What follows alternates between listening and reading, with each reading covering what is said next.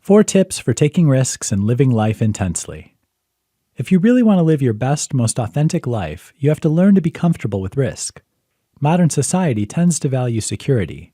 There's a lot of pressure to get a good education, find a good job, and stay on the path to homeownership, a family life, and a secure future. But there's more to life than the same old 9 to 5.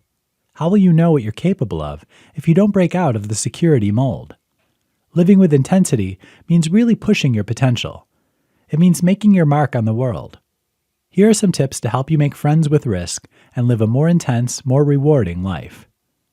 1. Step away from fear. So many people live a small life, too afraid to step out of line and take the risk of doing things differently. You can decide to step away from fear and worry over the small stuff. Taking risks doesn't mean being reckless, but it does mean you're prepared to live a bit closer to the edge. 2. Get comfortable outside your comfort zone. It's called a comfort zone for a reason. It can feel pretty safe and secure inside there, but it can be stultifying and limiting. And be honest with yourself. How likely are you to reach your full potential if you never step out of your regular routine? Where do your dreams, your heart-centered goals fit into your life right now? 3. Commit to positivity. No one ever achieved anything big with a negative mindset. It's easy to find reasons not to do something. There'll always be a ready excuse, waiting until you get a better job or when the kids go to college. Take the risk of thinking positively.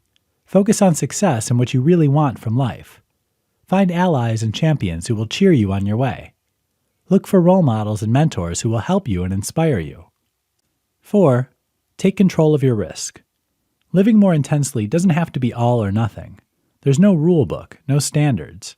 When it comes to living an extraordinary life, it's totally up to you where and how much you want to turn up the volume and where you want to do it.